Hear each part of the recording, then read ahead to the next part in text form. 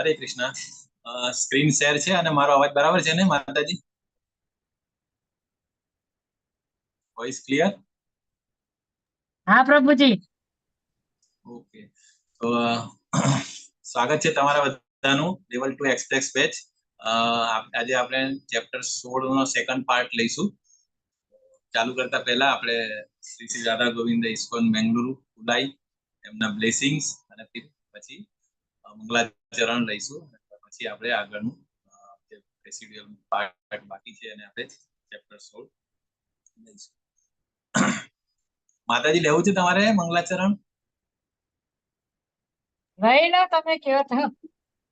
અરે લઈ લો, તમે તો રેડી હો તો લઈ લો. તમે સરસ મજાનું તમે ચેન્ટિંગ કરો છો, લઈ લો માતાજી. ઓકે પ્રભુજી. હરે કૃષ્ણ. ઓમ અજ્ઞાનતિમિરાન્તસ્ય જ્ઞાનાંજન શલાકયા ચક્ષુરુન્મિલિतं येन તસ્मै શ્રી ગુરવે નમઃ. શ્રી ચૈતન્ય મનોભીષ્ટં સ્થાપિतं येन ભૂતલે સ્વયં રૂપ કદા મહ્યં દદાતિ સ્વપદાંતિકં.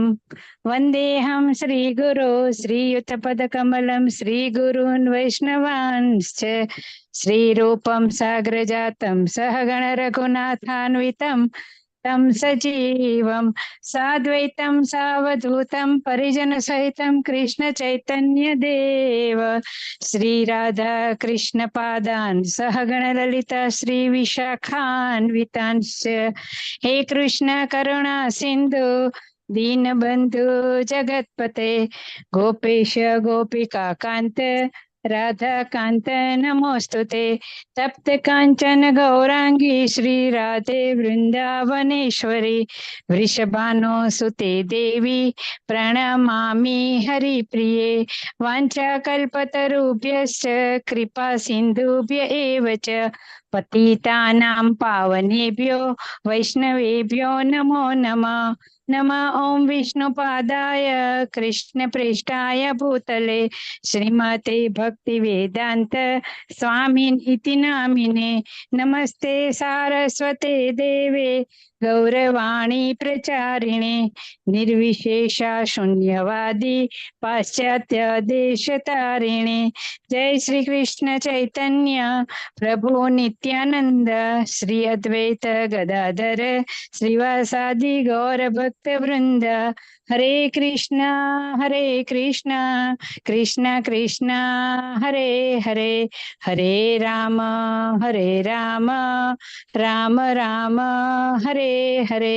हरे कृष्ण सर्वेने. હરે કૃષ્ણ માતાજી. Thank you so much for your સેવા. અને બહુ સરસ મંગલાચરણ તમે પારાયણ કર્યું. તો વિલ સ્ટાર્ટ વિથ આપણે કાલે જે જોયું હતું એને જસ્ટ ક્વિક રિવિઝન આપણે કરી લઈશું. 16મું ચેપ્ટર જેનું નામ છે દૈવી અને આસુરી સંપદ વિભાગ અથવા દૈવી અને આસુરી પ્રવૃત્તિ. બરાબર? તો એનું અને 15મા અધ્યાયનું આપણે કનેક્શન જોયું હતું. 15મા અધ્યાયની અંદર આપણે શું જોયું હતું કે જે બનિયન ટ્રી જોયું હતું ને, ઇન્વર્ટેડ ટ્રી હતું. બરાબર? એ ઇન્વર્ટેડ જે ટ્રી હતું એ મટીરિયલ વર્લ્ડ બતાવે, આપણું ભૌતિક જગત. બરાબર? ભૌતિક જગત ની અંદર જે કયા કયા ફ્રૂટ્સ છે, બરાબર, જે ફ્રૂટ્સ આપણે જોયા હતા ને, તો એ ફ્રૂટ્સ કયા છે એ આપણને આ 16મા ચેપ્ટર ની અંદર બતાવ્યા છે. તો એની અંદર 16મા ચેપ્ટર ની અંદર આપણે કૃષ્ણએ ડિસ્ક્રાઇબ કર્યા હતા કે ભાઈ આ જે ટ્રી જે છે ઇન્વર્ટેડ ટ્રી, એની અંદર વેરાયટીઝ ઓફ ગુડ ફ્રૂટ, અને ગુડ ફ્રૂટ એટલે કે ડિવાઇન ક્વોલિટી, અને ખરાબ એટલે ખરાબ fruit that is called bad fruits અને ડેમોનિયક ક્વોલિટીઝ જે આપણે અસુર છે. અને આપણે એ પણ જોયું કે અસુર સંપત્તિ જે હોય એ આપણને બોન્ડેજ બંધન કરે. ઓકે, અને એ દૈવી પ્રકૃતિના ગુણો આપણને ઉપર જવા માટે મદદ કરે, લિબરેટ થવા માટે. આપણે બધા ક્વોલિટી જોઈ હતી કાલે. આપણે 26 ક્વોલિટીઝ અને 5 એ જોઈ, એ પણ જોયું હતું. માતાજી પારાયણ કરવું જ તમારે? આ શ્લોક બહુ સરસ છે, તમને ફાવતું હોય તો કરી લો ફટાફટ. અભયમ સત્વ સંસિદ્ધિ હું કરી લઉં. બહુ ફાવતું તો નથી. કયો રાગ છે પ્રભુજી? નોર્મલ જ છે, આપણે ગીતા વાળો જ, અભયમ સત્વ સંશુદ્ધિ, એ રીતે. ઓકે.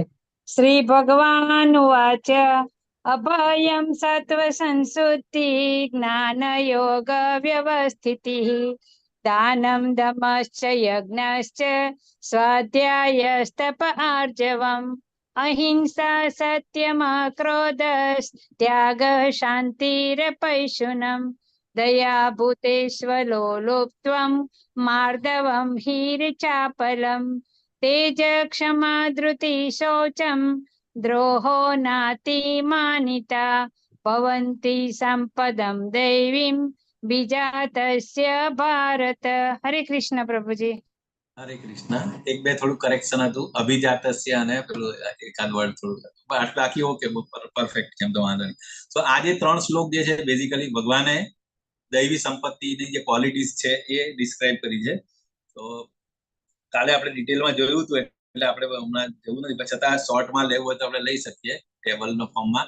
કે કયા કયા? એક તો નિર્ભયતા, વ્યક્તિના અસ્તિત્વનું શુદ્ધિકરણ એટલે કે આત્મશુદ્ધિ, અને મેઇન વસ્તુ આ જે ક્વોલિટીઝ કોના કયામાં એકદમ પ્રી રિક્વિઝિટ છે અને બીજા બધામાં પણ જરૂરી છે, પરંતુ જેવી રીતે નિર્ભયતા એ બેઝિકલી જે સંન્યાસ આશ્રમની અંદર જે સ્થિત હોય એમના માટે નિર્ભયતા ઇઝ અ મસ્ટ. બરાબર? જો નિર્ભય ના હોય તો એ સંન્યાસ આશ્રમ લઈ નહીં શકે, સંન્યાસ નહીં બની શકે. એવી જ રીતે આત્મશુદ્ધિ એટલે કે વ્યક્તિના અસ્તિત્વનું શુદ્ધિકરણ એ પણ સંન્યાસીને લાગુ પડે. પછી જ્ઞાનની કેળવણી, બરાબર, ધેટ ઇઝ કોલ્ડ જ્ઞાન યોગ વ્યવસ્થિતિ, એટલે એ પણ સંન્યાસ આશ્રમને, એટલે પહેલી જે 3 ક્વોલિટી છે બેઝિકલી એ સંન્યાસીઓને લાગુ પડે, જે સંન્યાસ આશ્રમમાં સ્થિત હોય એમને, મતલબ 75 to 100 વાનપ્રસ્થ પછી લાસ્ટ આશ્રમ. પછી જે ક્વોલિટી કીધું હતું દાન, દાન બેઝિકલી કોને લાગુ પડે? ગૃહસ્થ માટે, કારણ કે ગૃહસ્થ એક જ એવો છે કે જે એને સોર્સ ઓફ ઇન્કમ હોય છે. બરાબર? તો એની રિસ્પોન્સિબિલિટી છે બાકીના 3 આશ્રમની અંદર જે લોકો સ્થિત હોય એને સપોર્ટ કરવાનું. તો બેઝિકલી દાન જે છે એ ગૃહસ્થની રિસ્પોન્સિબિલિટીઝ છે. અને દાન કેવી રીતે આપવું, કોને આપવું, કેટલું આપવું, એ આપણનું 17મા ચેપ્ટરની અંદર ડિટેલની અંદર આપણે લઈશું આવતીકાલથી. બરાબર? પરંતુ આપણે શ્રી રૂપ ગોસ્વામીએ જે કીધું હતું અને એમણે ઇમ્પ્લિમેન્ટ કર્યું, નોટ ઓનલી કીધું હતું, એમણે પોતે ઇમ્પ્લિમેન્ટ કર્યું હતું કે જ્યારે બધું છોડીને એમની જે જોબ હતી, બરાબર, નવાબ હુસેન, એમને ત્યાં જે બહુ મોટી પોઝિશન, જસ્ટ લાઈક અ પ્રાઇમ મિનિસ્ટર, એમની પોઝિશનમાં બંને ભાઈઓ કામ કરતા હતા, એ અને સનાતન ગોસ્વામી. તો જ્યારે રૂપ ગોસ્વામી છોડીને આવ્યા ત્યારે એમને જે પણ સંપત્તિ મળી હતી એનો 50% ભાગ એમણે કૃષ્ણ ભાવનામૃતના પ્રચાર માટે, અને બાકીનો જે 25% જે છે એ 25% પોતાના ઇમરજન્સી ફંડ માટે અને બાકીનો 25% એ એમના રિલેટિવ્સ માટે એમણે એ સાઇન કર્યું હતું. સેમ વે આપણે એટલું એટલે આઈડિયલ છે, ગાઈડલાઈન છે, આઈડિયલી આટલું કરવું જોઈએ એઝ અ ગૃહસ્થ, પરંતુ એટલીસ્ટ આપણે શરૂઆત તો કરવી જોઈએ. તો એનાથી આપણું જે ઇન્કમ હોય એની સોર્સ ઓફ ઇન્કમ એની પ્યોરિટી મતલબ પ્યોર થાય છે. બરાબર? અને પછીનું છે દમ એટલે કે આત્મનિયંત્રણ. એ પણ બેઝિકલી ગૃહસ્થને માટે, અને એમાં પણ ખાસ કરીને જાતીય જીવનનો ઉપયોગ માત્ર કૃષ્ણ કોન્શિયસનેસ ચાઇલ્ડ ક્રિએટ કરવા માટે જ કરવો જોઈએ. અને બીજા બધા આશ્રમના જે એ હોય એને પણ લાગુ પડે છે, પરંતુ ખાસ કરીને ગૃહસ્થ માટે, મતલબ દાન અને આત્મનિયંત્રણ એ ગૃહસ્થ માટે. પછી યજ્ઞ પરાયણતા, એ પણ અગેન ગૃહસ્થ માટે છે. યજ્ઞ પરાયણતા એટલે ડિફરન્ટ 5 ટાઈપના યજ્ઞ ભગવદ ગીતામાં કીધા હતા, બરાબર? સ્વાધ્યાય યજ્ઞ, તપ યજ્ઞ, જ્ઞાન યજ્ઞ, દ્રવ્ય યજ્ઞ, એ ટાઈપના. પરંતુ જે શાસ્ત્રમાં રેકમેન્ડેડ કર્યા છે, અને ચૈતન્ય મહાપ્રભુએ પણ જે કીધું છે કે ડિપેન્ડિંગ ઓન ધ યુગા, તો દરેક યુગનો એક યુગ ધર્મ છે. બરાબર? તો એના પ્રમાણે કળિયુગનો યુગ ધર્મ શું છે? યજ્ઞ, સંકીર્તન યજ્ઞ. સો આપણે અત્યારે સંકીર્તન યજ્ઞમાં ફોકસ કરવું જોઈએ, નોટ અધર યજ્ઞ. ગઈકાલે આપણે જોયું હતું એટલે આપણે વધારે દીપમાં નથી જતા, પરંતુ સંકીર્તન યજ્ઞ એ આ યુગનો યુગ ધર્મ છે. બરાબર? પછી આવે છે સ્વાધ્યાય, વૈદિક અભ્યાસ. તો એ બેઝિકલી બ્રહ્મચારી એટલે કે વિદ્યાર્થી જીવન માટે લાગુ પડે છે. પરંતુ એવું નથી કે આપણે ઓલવેઝ સ્ટડીઝ, નવી વસ્તુ એટલે કે પર્ટિક્યુલરલી શાસ્ત્રોનું સ્ટડી આપણે બધાએ કરતું રહેવું જોઈએ. એવું નથી કે ખાલી વિદ્યાર્થીઓ જ કરવું જોઈએ. બરાબર? પરંતુ બ્રહ્મચારીઓ માટે ભલામણી છે એ કર્યું કે એ જે પીરિયડ છે એની અંદર એમનું મેઇન ફોકસ બ્રહ્મચર્યનું પાલન અને વૈદિક સાહિત્યના અભ્યાસમાં મનને સંલગ્ન રાખવાનું હોય છે, એટલે એમના માટે એ પ્રાયોરિટી છે. પછી જે આવે છે તપ એટલે કે ઓસ્ટેરિટી, બરાબર, જે આપણે તપશ્ચર્યા કરીએ એ બેઝિકલી કોને તમામને જ છે, પરંતુ મેઇન વસ્તુ વાનપ્રસ્થને. વાનપ્રસ્થ એટલે આફ્ટર 50 જે રિટાયરમેન્ટ લેવાની હોય એ ઉંમર.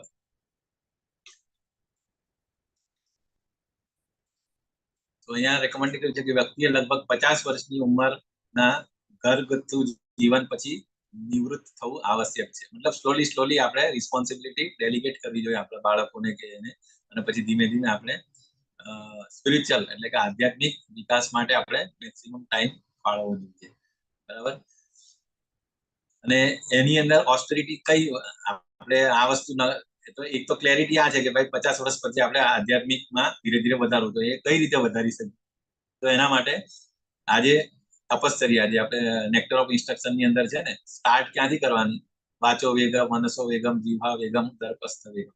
તો એ બધી વન ટાઈપ ઓફ ઓસ્ટેરિટી કહેવાય. જલ્દી ઊંઘી જવું, સવારે જલ્દી ઉઠવું, બરાબર, બ્રહ્મ મુહૂર્તમાં ઉઠીને આપણે સાધના ભક્તિ કરવી, ચેન્ટિંગ કરવું, તો એ બધી ઓસ્ટેરિટીની અંદર આવી જાય.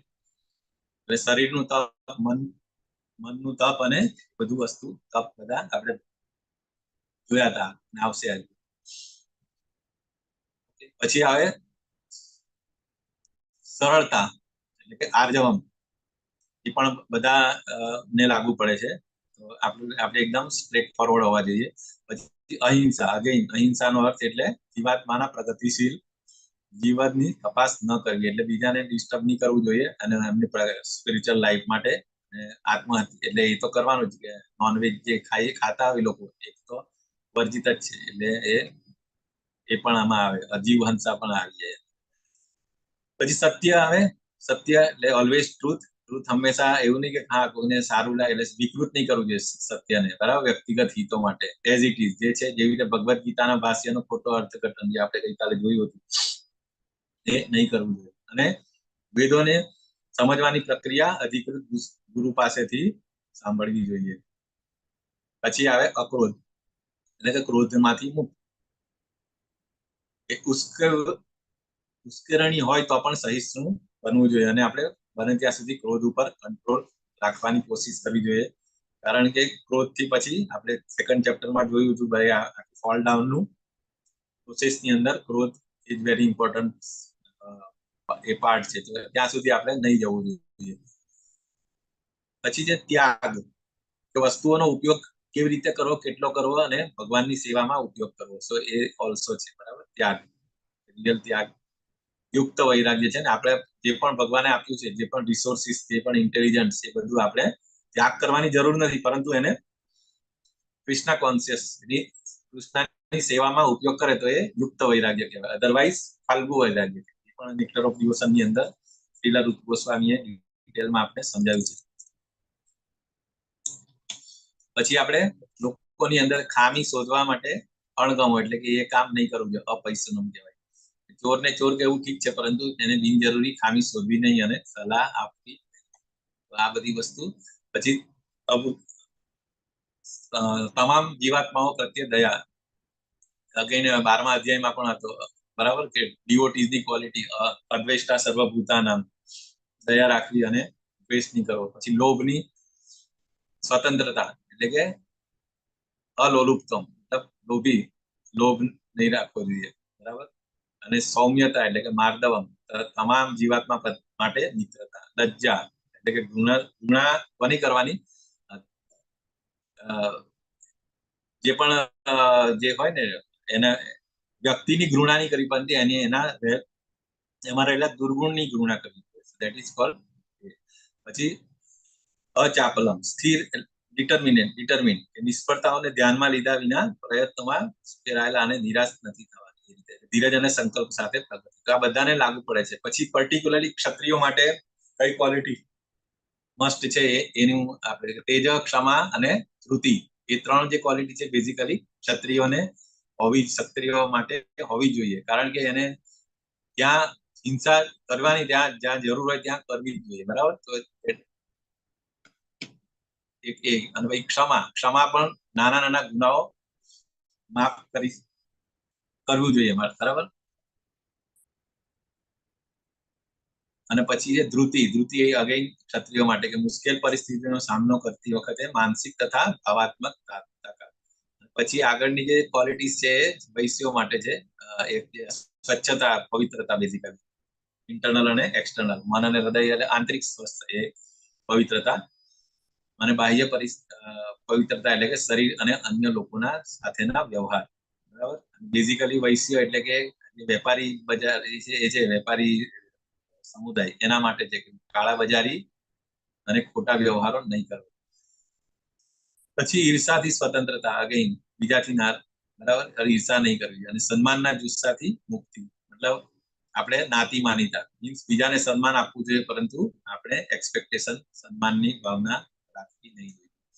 તો આ દૈવી ક્વોલિટીઝ હતી. અને બાકીના જે શ્લોકની અંદર છે અસુર સંપદા, બરાબર, ચોથા 4 થી, તો એની અંદર દંભ દર્પ અભિમાનસ્ય ક્રોધ પારુષ્ય એમેવ છે અજ્ઞાનમ ચાભિજાતસ્ય પાર્થ સંપદમાં.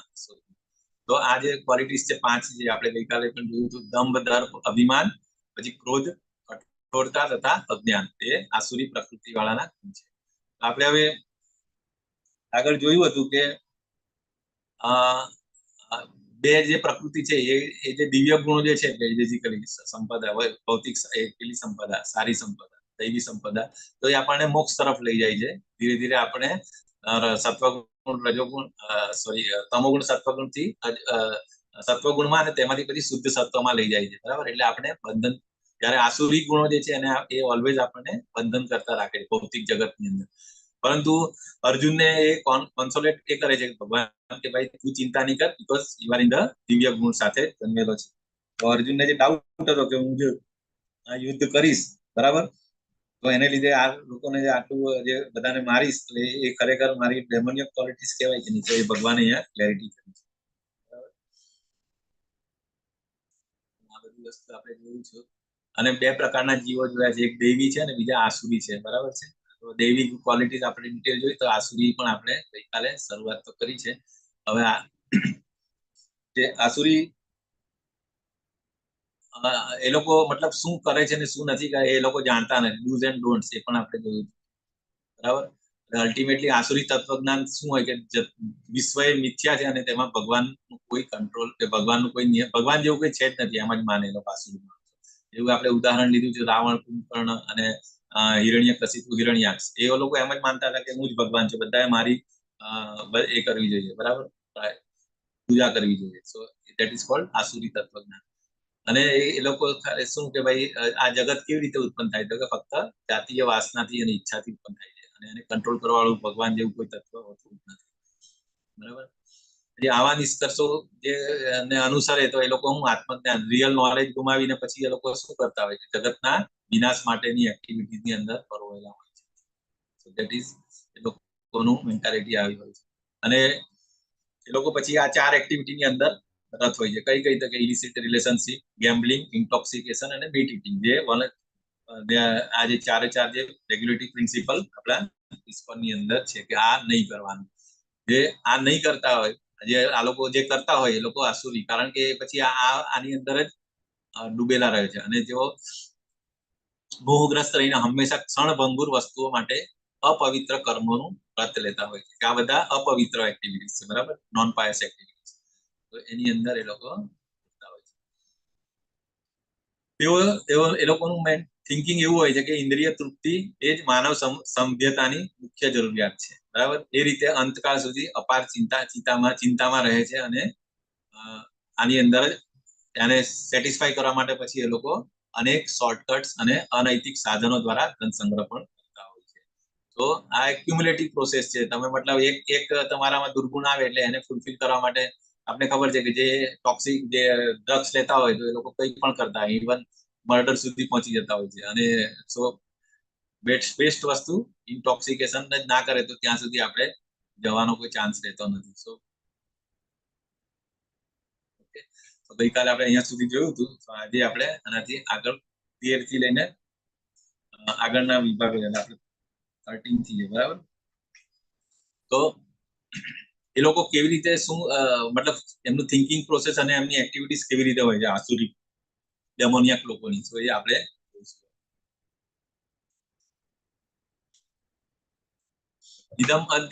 ઇદમ અદ્ય મયા આલબ્ધમ ઇમમ प्राप्यसे मनोरथम इदम अस्ति इदमपि मे भविष्यति पुनर्धनम असौ मया हत शत्रु हनिष्ये चापरानपि ईश्वरो अहम भोगी सिद्धोऽहं भगवान बलवान सुखी आढ्यो बीजनवानस्मि कोऽन्योऽस्ति सदृशो मया यक्षे दास्यामि मुदिस्य इत्यज्ञान विमोहिता।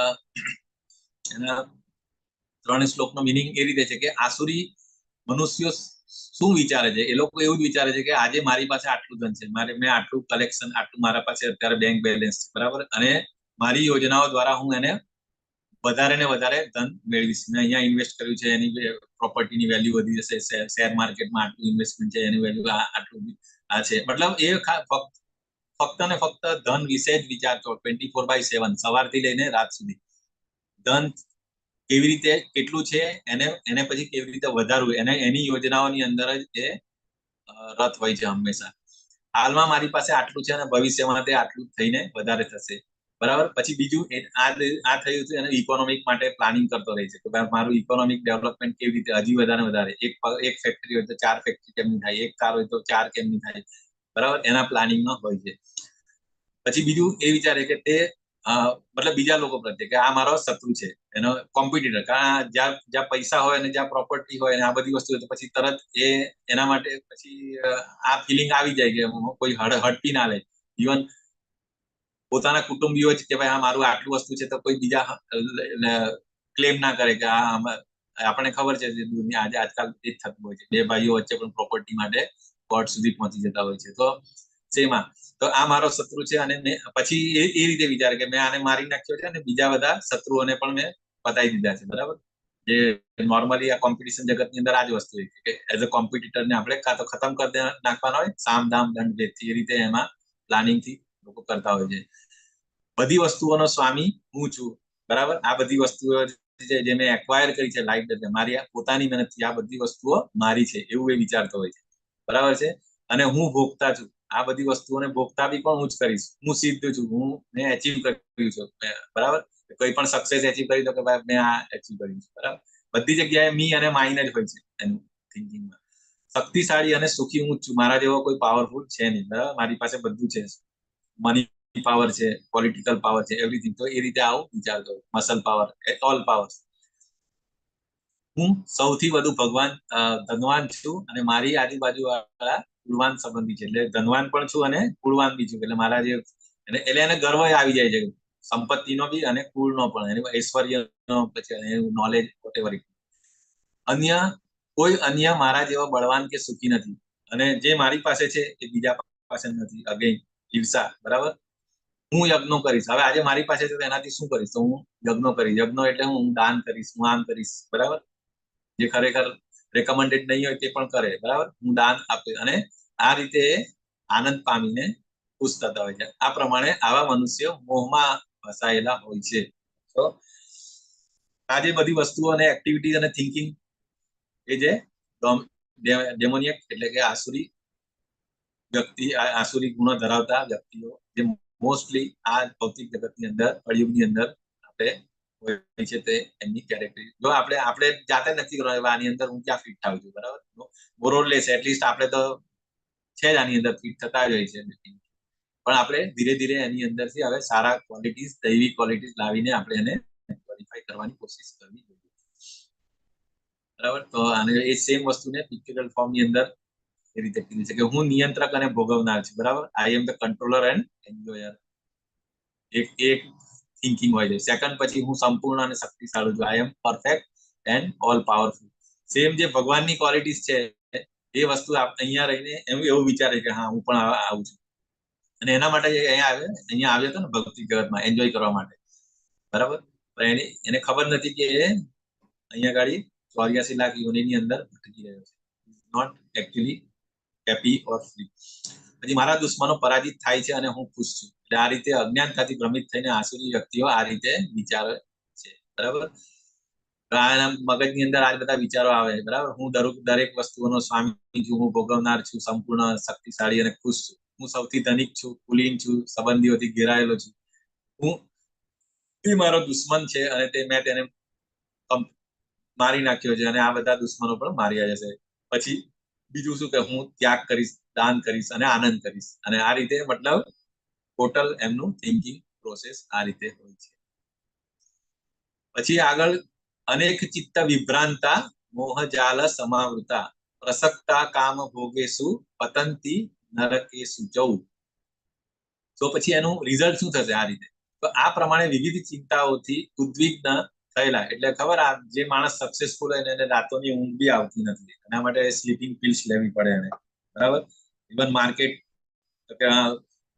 એટલું બધું ટ્રેડિંગ ને બધું ઇન્વેસ્ટમેન્ટ કરેલું હોય ને તો એને એ રાતે ઊંઘમાં પણ એ વિચાર આવતા કે શું થશે મારું આટલું ઇન્વેસ્ટમેન્ટ, કાલે માર્કેટનું શું થશે, કદાચ કઈ અનપ્રિડિક્ટેબલ કઈ વર્લ્ડ ની અંદર કઈ સિચ્યુએશન, એક ન્યૂઝ પણ આવી જાય તો માર્કેટ પડી જાય, તો માર્કેટ પડી જાય તો પછી એના પૈસા સીધા, તો એટલે એની ચિંતામાં એ પછી ઊંઘી બી નથી શકતો અને તેઓ ઇન્દ્રિય ભોગમાં અત્યંત આસક્ત બને છે તથા નરકમાં પડે છે, બરાબર. અને જો વધારે પ્રોફિટ ને વધારે થતું હોય તો મોર સેન્સ એન્જોયમેન્ટ ની અંદર એ ઇન્વોલ્વ થાય છે અને એને લીધે શું થાય, સ્લોલી એ ડિગ્રેડેડ થતો જાય છે.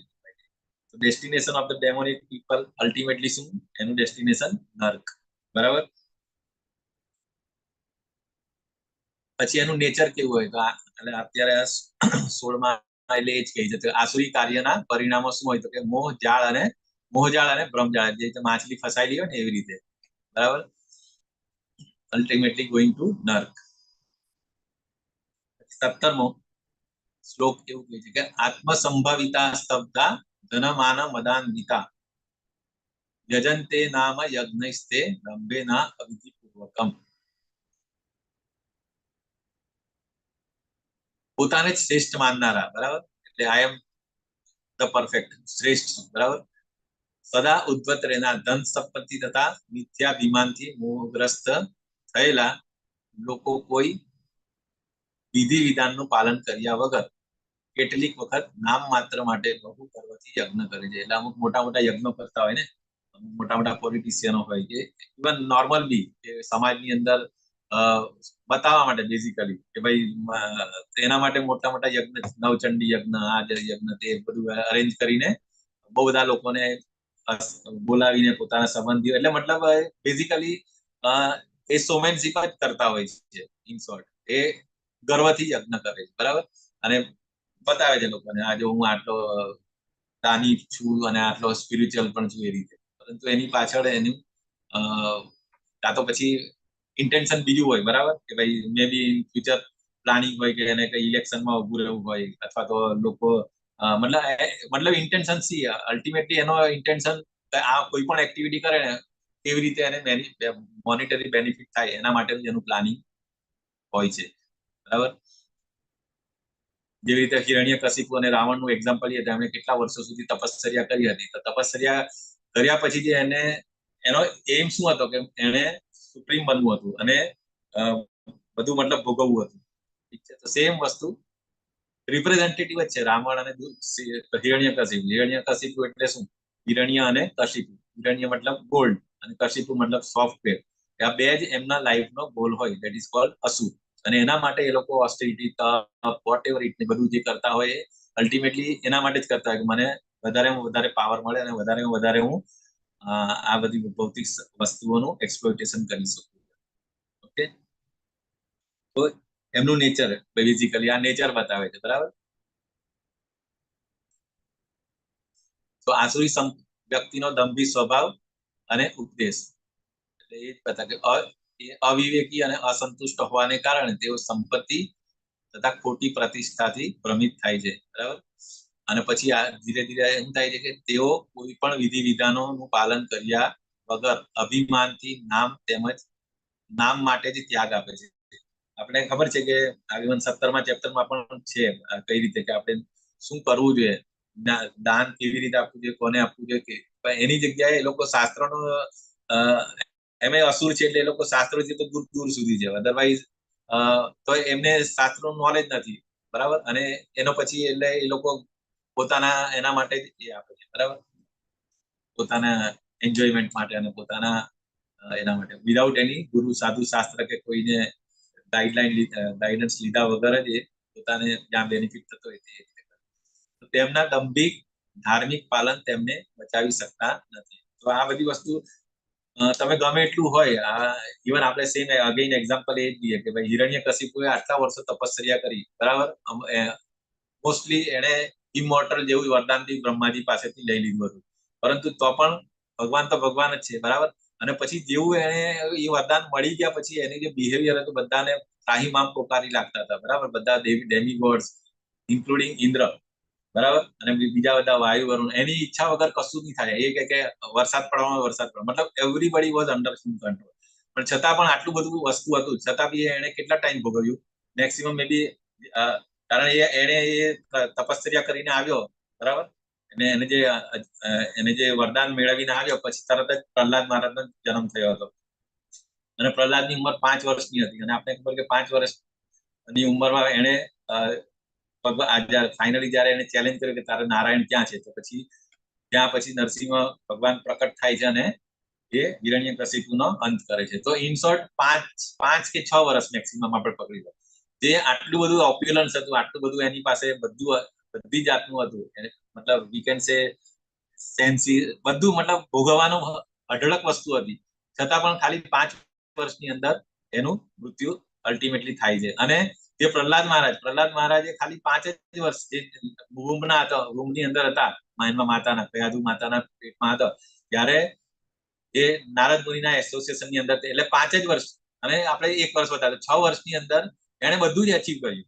સો બીકોઝ ઓફ એસોસિએશન અને પ્યોર ડિવોટીઝ, બરાબર, જે એમના ગુરુ હતા, આપણે ગુરુ સમજી શકીએ ને કે નારદ મુનિ એમણે બધી ઇન્સ્ટ્રક્શન એમને આપેલી અને એમને એ ઇમ્પ્લિમેન્ટ કરી. 5 વર્ષની અંદર જ એમણે જે હજારો વર્ષોની તપશ્ચર્યા પછી હિરણ્યકશિપુએ જે અચીવ કર્યું હતું એ બધી વસ્તુ પછી નરસિંહ ભગવાને એને મતલબ ઓટોમેટિકલી એને પછી રાજ્ય કેટલા વર્ષો સુધી રાજ્ય કર્યું એ પણ આપણને ખબર છે, બરાબર. અને તો ઇન શોર્ટ આપણે વિચારવું જોઈએ કે આ બધી વસ્તુ એક ડિવોટી, અગર આપણે કમ્પેરિઝન કરીએ એક ભક્ત અને એક non devotee, so this is the difference. આપણે આ આઈડિયલ એક્ઝામ્પલ આપણી સામે હોવું જોઈએ કે હિરણ્યકશિપુ સેમ આપણે હિરણ્યકશિપુ જેવા છે. આપણે આખી જિંદગી બધું એક્યુમ્યુલેટ કરવાની પાછળ જ આપણું બધું તન મન ધન બધું લગાવી દેતા હોય છે, આપણું માઇન્ડ, ઇન્ટેલિજન્સ અને ટાઈમ, ઇમ્પોર્ટન્ટ વસ્તુ ટાઈમ. પરંતુ એ બધી વસ્તુ જયારે ટાઈમ આવશે ત્યારે ફટ દઈને જતી રહેશે, બરાબર. આપણને જેવી રીતે સેમ 5 વર્ષ હિરણ્યકશિપુ એટલું પણ એન્જોય નહીં કરી શકે. તો આપણી પાસે પણ ગમે એટલું ધન હશે, ગમે એટલું ઓપ્યુલન્સ હશે, એ ક્યારે આપણી પાસે જતું રહેશે તે આપણને ખબર નથી. તો જે આપણી પાસે શાશ્વત આવવાનું છે, જે રીતે ભક્તિ, જે આપણે સેકન્ડ ચેપ્ટરમાં પણ કીધું કે નેહા વિકમ નાસ્તોસ્તિ પ્રત્યવાયોનો વિદ્યતે, નાનકડી સેવા બી જો ભગવાનના એના માટે કરીએ છે તો એ રેકોર્ડેડ રહેશે અને એ કેરી ફોરવર્ડ થશે નેક્સ્ટ લાઈફની અંદર. બાકી આ બધી વસ્તુ અહીંયા રહેવાની છે અને it will be not carry forward. Okay, તો આ બધી વસ્તુનું જ્ઞાન આપણને કેવી રીતે મળે? અગેન એ જ વસ્તુ કે એસોસિએશન અને ગુરુ પરંપરા અને આપણે શાસ્ત્રોનું રીડિંગ અને વાંચન, ભગવદ્ ગીતા, ભાગવતમ, ચૈતન્ય ચરિતા. તો આપણને આ બધી આપણે અત્યારે પહેલા પણ આપણને ખબર હતી પ્રહલાદની સ્ટોરી અને હિરણ્યકશિપુની સ્ટોરી આપણે નાના હતા ત્યારથી આપણે ભણવામાં આવે છે. તો એ સ્ટડી અને એ નોલેજ અને અત્યારે આપણે કૃષ્ણ કોન્શિયસમાં આવ્યા પછી જે આઉટલુક, વોટ ઇઝ ડિવોટી અને વોટ ઇઝ નોટ ડિવોટી અને કેવી રીતે જીવ, અને બીજું આ તો 2 જ એક્ઝામ્પલ કીધા અમે, પ્રહલાદ મહારાજ અને હિરણ્યકશિપુ. એવા ભાગવતમની અંદર તો કેટલા બધા એક્ઝામ્પલ્સ છે કે જે આપણને ખબર જ નથી અત્યાર સુધી. એ બધી વસ્તુ આપણે એસોસિએશન થી અને રેગ્યુલર આપણે શાસ્ત્રોના એમાં રીડિંગ કરતા હોય તો આપણને ખબર પડે કે ઇવન ભીષ્મ પિતા વિશે પણ આપણે જે સિરિયલમાં જે બતાવેલું એટલું જ આપણે ખબર હતું કે હા ભીષ્મ આ રીતે હતા, એમની લાઈફ આ રીતે હતું, એમને પ્રતિજ્ઞા લીધી હતી અને છેલ્લે એ પછી કૌરવો તરફથી લડેલા અને પછી મરાઈ ગયા હતા. પરંતુ એ વન ઓફ ધ 12 મહાજન, મેઇન વસ્તુ આ મહાજન કોન્સેપ્ટ આપણને પહેલા કઈ ખબર જ નહીં હતું. મહાજન એટલે શું કે એ એમની life itself is a example કે ભાઈ કેવી રીતે જીવવી જોઈએ. તો એવી રીતે 12 મહાજનોની અંદર જે આ બધા મહાજનો છે, બરાબર, પ્રહલાદ મહારાજ છે, ભીષ્મ પિતામહ છે, યમરાજ છે, બરાબર, પછી બ્રહ્માજી છે, નારદ છે, શંભુ છે, બરાબર. તો આ 12 મહાજનોની અંદર એ 12 મહાજનોની લાઈફ આપણે ખાલી સમજીએ ને, અને ખાલી નારદ મુનિની લાઈફ આપણે જે વિચારીએ કે એમની પ્રીવિયસ લાઈફમાં એ શું હતા અને બીકોઝ ઓફ વોટ, ખાલી ડીઓટી એસોસિએશન, પ્યોર ડીઓટી ના એસોસિએશન ખાલી 3 મહિના 4 મહિના જે ચોમાસામાં એમની મમ્મી મતલબ એ અને એમના મધર જ રહેતા હતા ત્યાં આગળ જે વેદાંતિક બ્રાહ્મણોના એમની ઘરે રોકાયા હતા અને એમની સેવા કરી હતી. તો એ 4 મહિનાની એસોસિએશનમાં જો એ નારદ મુનિ નું સેકન્ડ લાઈફ એટલે કે જયારે નેક્સ્ટ કલ્પની અંદર એ ડાયરેક્ટ બ્રહ્માના માનસ પુત્ર તરીકે જન્મ થાય છે. સો in short because of the association.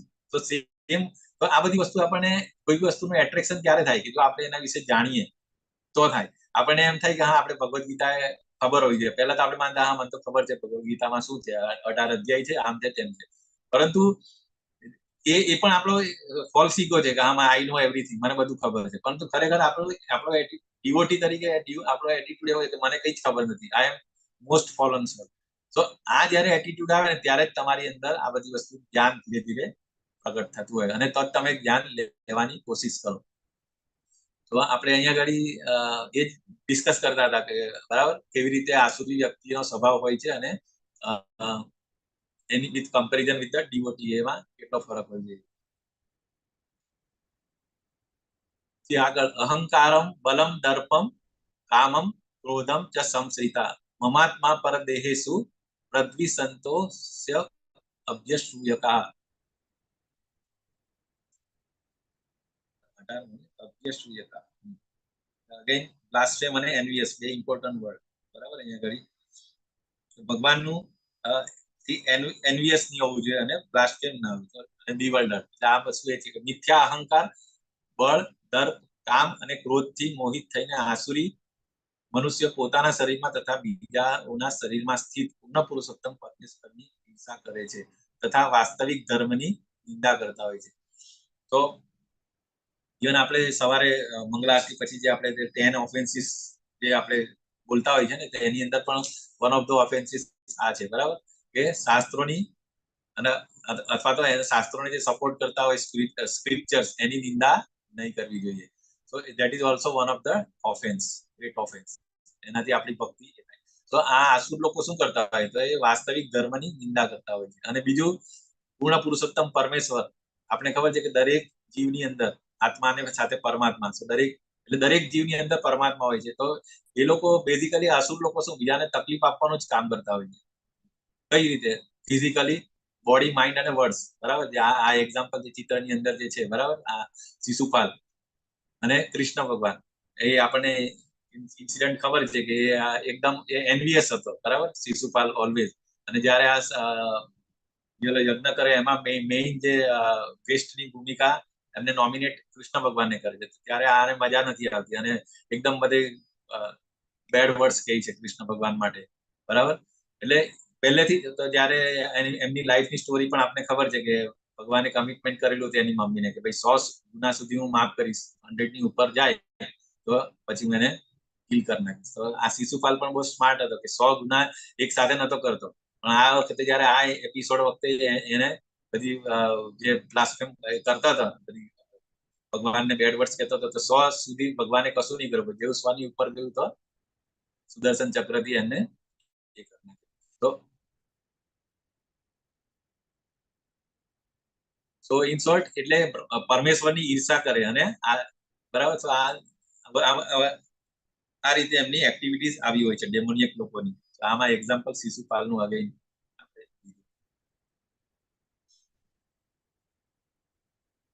તાનહમ વિસતઃ ક્રૂરાન સંસારેષુ નરાધમાં ક્ષિપામ્ય શુભાનામ આશીર્ષ્ય યોનિષુ.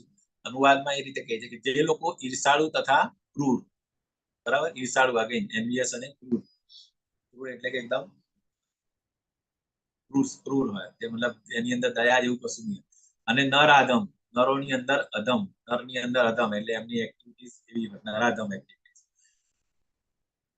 તેમને હું વિભિન્ન આસુરી યોનિઓમાં મૂકીને નિરંતર ભવસાગરમાં નાખ્યા. એટલે ભગવાન આ ક્લિયર કટ કહે છે કે જે લોકો મારી ઈર્ષા કરે છે અને જે નરાધમ છે મતલબ એનો કોઈ ચાન્સ જ નથી કે જે એ લોકો તમો ગુણથી રજોગુણ સુધી પણ નથી આવી શકતા. તો એ લોકોનું ડેસ્ટિનેશન શું તો કે એને હું વારે વારે નર્કની અંદર જ નાખી.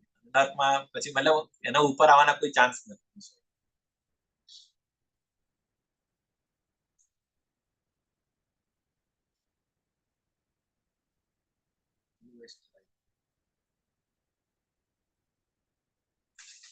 તો અસુર લોકોને કોઈ લિબરેશનની કોઈ ચાન્સીસ હોતો નથી.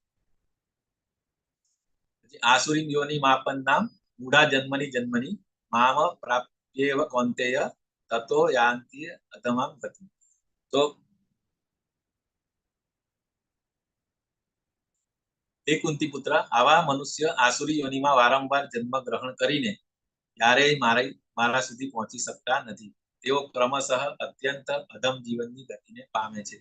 તો આ જો હેલિસ પ્લાનેટ કેવી રીતે મતલબ નર્કની અંદર શું શું એ હોય એ બધું આપણે આગળ ભાગવતમની અંદર ડિસ્ક્રિપ્શન છે, બરાબર. તો આસુરી જો વ્યક્તિ હોય એ લોકો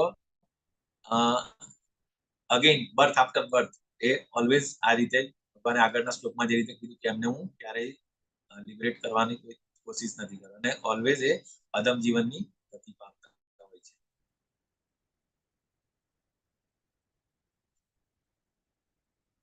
તો 20મો, બરાબર. તો આસુરીનું ભાવિ અલ્ટિમેટ ભાવિ શું? ડેસ્ટિનેશન હેલિસ પ્લાનેટ આપણે જોયું, બરાબર. આસુરીનું ભાવિ તેઓ નરકમાં સરકી જાય છે. મને ક્યારેય પ્રાપ્ત ન કરે નો અર્થ શું છે? એટલે મતલબ ભગવાન ની સેવા સુધી મતલબ જે in short it is not possible, બરાબર. કારણ કે ડિવોટીઝની ક્વોલિટીઝ અંદર નથી અને એ ભગવાનની સેવા તો બહુ દૂર દૂરની વસ્તુ છે, એટલે ક્યારેય પ્રાપ્ત કરી નહીં શકે. તેમના માટે શું આશા હતી? એના માટે ફક્ત કારણ કે ઈશ્વર બધા માટે દયાળુ હોવાનું માનવામાં આવે છે. એટલે કોઈ પ્યોર ડિવોટીના સત્સંગમાં આવે તો કદાચ એને ચાન્સીસ હોય. જેવું તો આપણે મૃગારીની સ્ટોરી, જયારે નારદ મુનિ જેવી વાલિયા લૂંટારા જે આપણે ખબર છે કે પછી વાલ્મીકી બન્યા હતા, પછી મૃગારી જે બધા એનિમલ્સને હાફ કિલિંગ કરીને છોડી દેતો હતો. તો એ બધાને પણ એક પ્યોર ડિવોટી નું એસોસિએશન એટલે નારદ મુનિ એસોસિએશન થી એમની લાઈફ પણ ટ્રાન્સફોર્મ થઈ હતી. તો આ એક ખાલી એ છે કે જયારે પ્યોર ડિવોટીઝની સાથે એસોસિએશન થાય ત્યારે જ કદાચ ચેન્જ થઈ શકે. છેલ્લો વિભાગ જે છે 21 થી લઈને 24 શ્લોક છે પસંદગી. હવે આપણે ચૂઝ કરવાનું છે, બરાબર. શું ચૂઝ કરવાનું છે? ગિવિંગ. આપણી અંદર ડેફિનેટલી આપણી અંદર પણ ડેમોનિયક ક્વોલિટીઝ હશે, ટેન્ડન્સી હશે, બરાબર. તો એ આપણે ગીવ અપ કરવાની છે, બરાબર. અને ફોલોઈંગ ધ સ્ક્રિપ્ચર્સ, અને આપણે જો આપણે શાસ્ત્રોને ફોલો કરીશું તો ડેફિનેટલી આપણે આમાંથી ડેમોનિયકમાંથી દૈવી પ્રકૃતિની ક્વોલિટીઝ આપણી અંદર આત્મસાત થતી જશે અને ધીરે ધીરે પછી એ આપણે સત્વગુણ અને પછી શુદ્ધ સત્વગુણ એટલે મતલબ ચાન્સ છે આપણે ભગવાનના આવાસ સુધી જવાનો.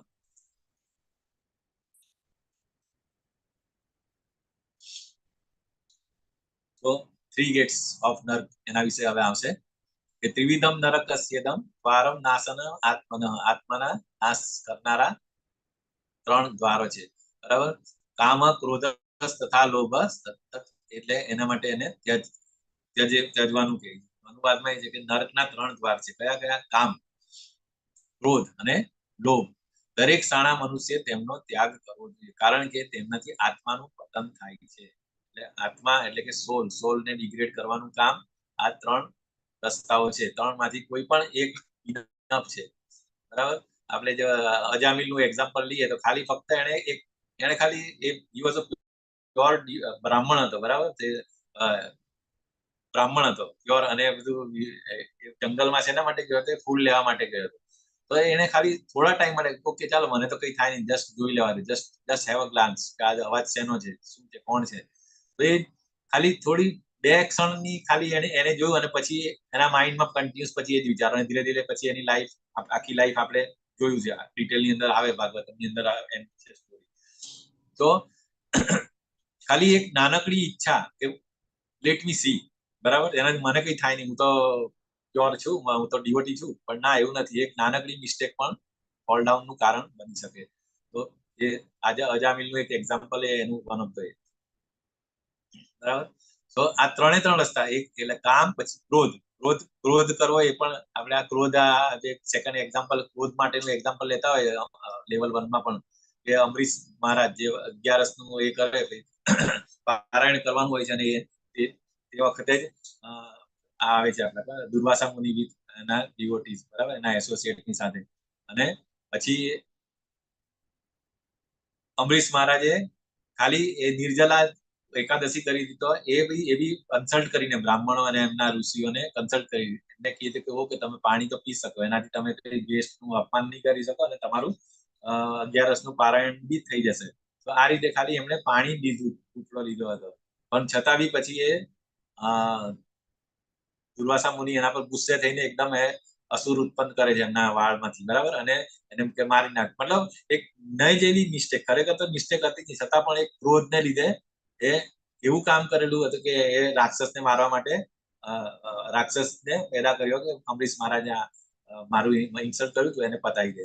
તો જેવું એ રાક્ષસ મારવા ગયો તરત જ સુદર્શન ચક્ર ઇમિડિયેટલી રાક્ષસને તો મારી જ નાખે છે, અને એ સુદર્શન ચક્ર અગેન અંબરીશ પેલા એમની પાછળ દુર્વાસા મુનિની પાછળ ચેસ કરે છે, બરાબર, એમને બી મારવા માટે.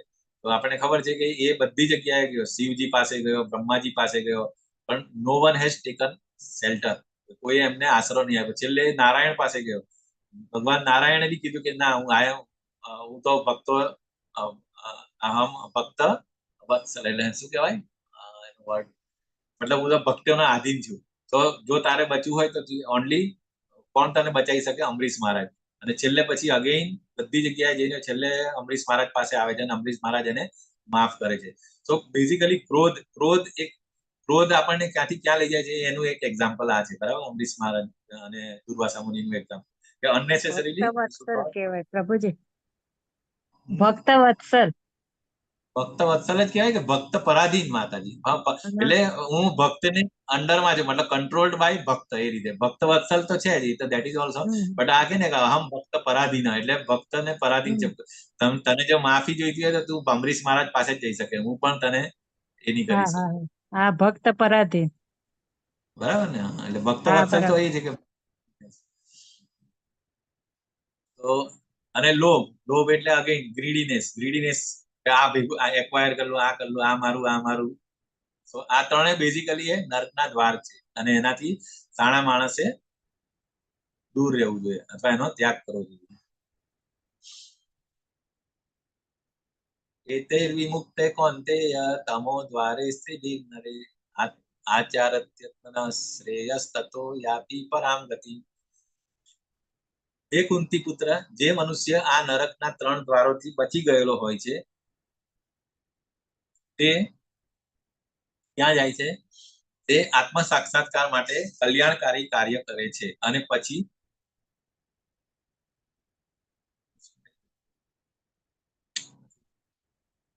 એ પરામગતિ એટલે કે ભગવાનના ધામ સુધી પહોંચી શકે છે, બરાબર છે? તો આ જે બધા સ્ટેપ્સ છે ને આ બધા એ રીતે, એટલે આ 3 ગેટ થી તો બચી ગયા, તો જ પછી પ્રોબેબિલિટી છે કે તમે આત્મ સાક્ષાત્કાર કરીને કલ્યાણકારી કાર્ય કરીને ભગવાન સુધી પહોંચી શકો. So basically આ 3 gates perform the conducive to the self realization and gradually attain the supreme destination, પરમગતિ. Okay, so one cannot accept the 3 gates. એટલે હવે આ 3 ગેટ માંથી આપણે બચવું હોય, બરાબર, તો એનો એક જ રસ્તો છે કે without practice of once on ધર્મ, એટલે જો ધર્મની તમે પ્રેક્ટિસ નહીં કરો, ધર્મને તમે ફોલો નહીં કરો, બરાબર, અને જે શાસ્ત્રોએ જે પ્રિસ્ક્રાઇબ લખેલું છે એ પ્રમાણે જો તમે નહીં કરો તો તમે આમાંથી બચી નહીં શકો. તો એટલે આ જ ગુરુ, સાધુ અને શાસ્ત્ર, તો તમે આ ત્રણેય નર્કના જે 3 ગેટ આપણે જોયા, બરાબર, એનાથી આપણે બચીને ultimately we can go back to the Godhead, આપણે ભગવાનના ધામ સુધી જઈ શકીએ. હવે આ હેલ કયા કામ, ક્રોધ, વાસના અને લોભ, આ 3 જે ક્રોધ એટલે આ અર્જુનનું એક્ઝામ્પલ બતાવે છે અહીંયા, આપણે ઓલા એમ, બરાબર, પછી વાસના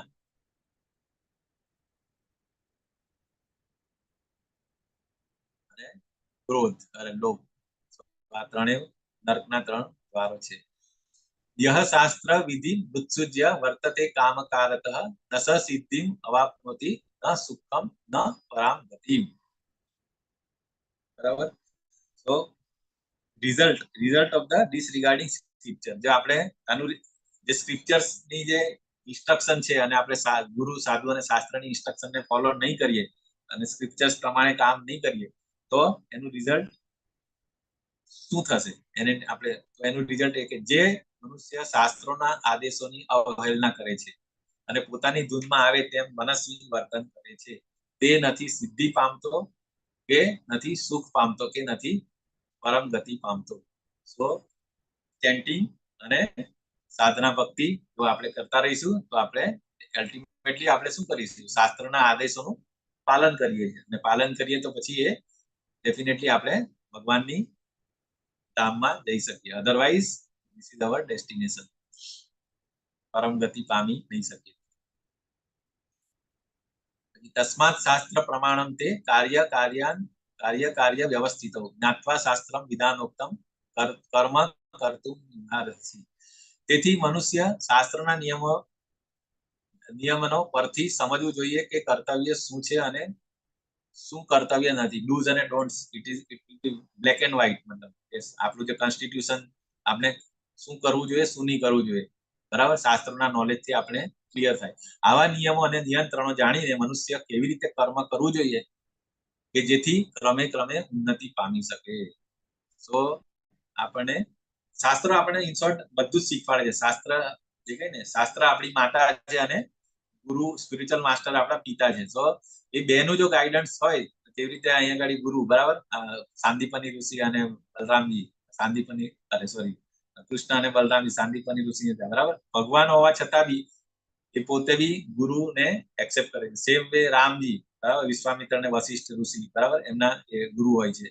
તો આ એક ગાઈડલાઈન કે ભાઈ, એટલે ભગવદ ગીતામાં પણ ભગવાને કીધું છે કે મારે આ બધું ફોલો કરવાની જરૂર નથી, છતાં બી હું કરું છું. વાય? બીકોઝ જે હું ફોલો કરું છું તો મમ વર્તમાનું વર્તનતે ઇતિ મનુષ્ય. સો મને જે ફોલો કરે, મેં જે ગુરુ, મેં જે જે રીતે લાઈફ જીવ્યો છું, રામજીની લાઈફ અને કૃષ્ણ, બરાબર. તો એને મને અનુકરણ, મતલબ મને જે અનુસરે, અનુકરણ નથી કરવાનું, અનુસરવાનું. જે મેં જે ફોલો કર્યું છે, મેં જે ગુરુ નો સેલ્ટર લીધો હતો, okay, that is also required because મેં પણ લીધો હતો. તો આ રીતે આપણે જે કીધું ને કે ગુરુ અને શાસ્ત્રો મધર અને ફાધર છે, જે આપણને રિયલ નોલેજ આપી અને આપણે કેવી રીતે આપણે ભગવાન સુધી જઈ શકીએ એને આપણને ગાઈડ કરતા હોય છે. તો એની અંદર એટલે કયા કયા કંટ્રોલ્સ, કયા કયા ડૂઝ, કયા કયા ડોન્ટ્સ, એ પણ ઓટોમેટિકલી આપણે જો એમના એસોસિએશન ની અંદર હોય તો આપણને ધીરે ધીરે શીખવાડે. અને મેઇન વસ્તુ એ છે કે આજની શિક્ષણ પદ્ધતિ એવી છે કે એમાં આ બધી વસ્તુઓ કોઈ જ શીખવાડતું નથી. ફક્ત નાનું બાળક હોય, 3 વર્ષનું હોય, 4 વર્ષનું હોય, ત્યારથી એને આપણે સ્કૂલમાં મૂકી દેતા હોય છે, બરાબર, સિનિયર કેજી, જુનિયર કેજી.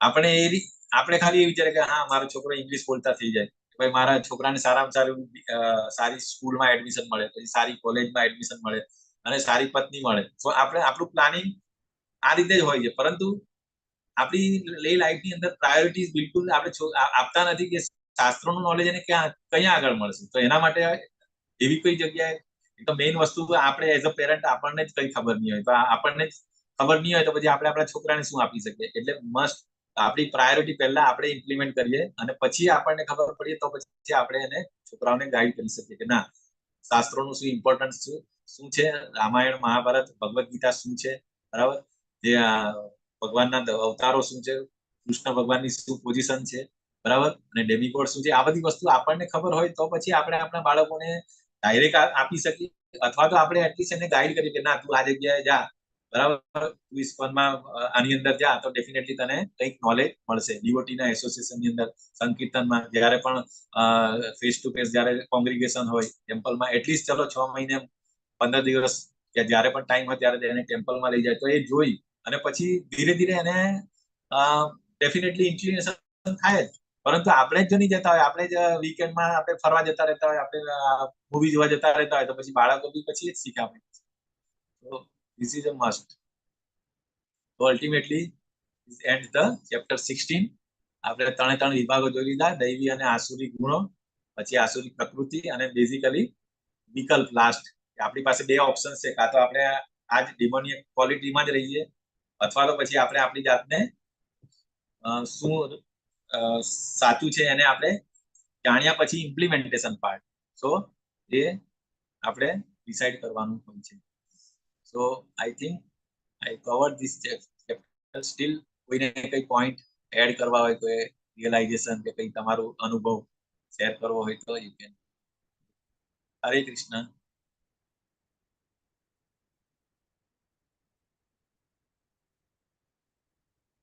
હરે કૃષ્ણ. કોઈને કઈ પ્રશ્ન છે?